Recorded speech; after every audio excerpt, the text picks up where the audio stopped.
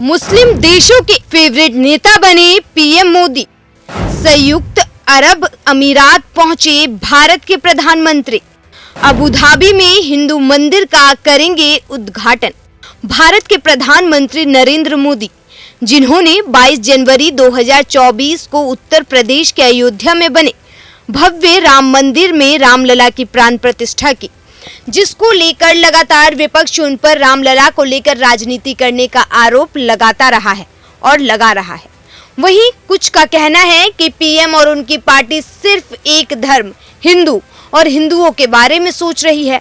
वहीं दूसरी ओर विश्व पटल पर मुस्लिम देशों के सबसे पसंदीदा नेता बनते जा रहे हैं प्रधानमंत्री नरेंद्र मोदी। पीएम मोदी खाड़ी के दो सबसे अहम देशों संयुक्त अरब अमीरात और कतर के 2 दिवसीय दौरे पर गए हैं। 14 फरवरी को प्रधानमंत्री नरेंद्र मोदी यूएई के अबू धाबी में भव्य हिंदू मंदिर का उद्घाटन करेंगे।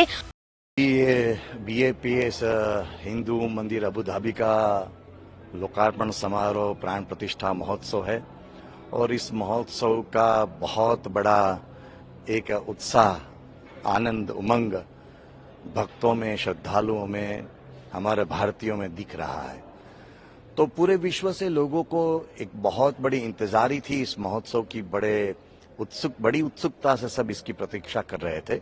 वहीं ऐलान मोदी कार्यक्रम में हजारों भारतीयों को संबोधित भी करेंगे।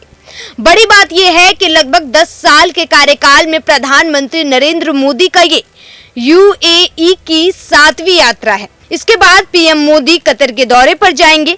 कतर में भारत के पूर्व 9 सैनिकों को रिहा कर दिया गया और इसके ठीक बाद पीएम मोदी की ये यात्रा काफी अहम मानी जा रही है, क्योंकि केंद्र सरकार ने जिस तरह भारत के पूर्व 9 सैनिकों की मिली सजा को माफ करवाने के साथ साथ अपने देश में सुरक्षित लाने में सफल रहे हैं, उसने 10 साल की सरकार की मजबूती पूरी दुनिया को दिखा दिया। इससे पहले खाड़ी के ही सबसे अहम देश सऊदी अरब के क्राउन प्रिंस मोहम्मद बिन सलमान G20 बैठक के दौरान भारत के राजकीय दौरे पर आए थे। खाड़ी देशों की भारत में बढ़ती दिलचस्पी की एक सबसे बड़ी वजह है खाड़ी देशों में 75 लाख के करीब भारतीय काम करते हैं और हर साल यहां से करीब 40 अरब डॉलर विदेशी मुद्रा भारत आती है।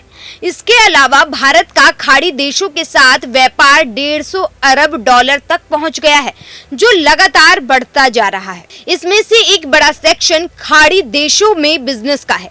इन भारतीयों के बिजनेस काफी बड़े हैं।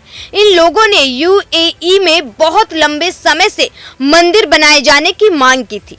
इसे अब यूएई ने पूरा कर दिया है। वहीं आपको बता दें कि इससे पहले भारत और खाड़ी देशों के बीच इस्लाम के आने से पहले हजारों साल पहले बहुत अच्छे रिश्ते हुआ करते थे और अब हिंदुस्तान के प्रधानमंत्री इस्लामिक देश में हिंदुओं के भव्य मंदिर का उद्घाटन करेंगे।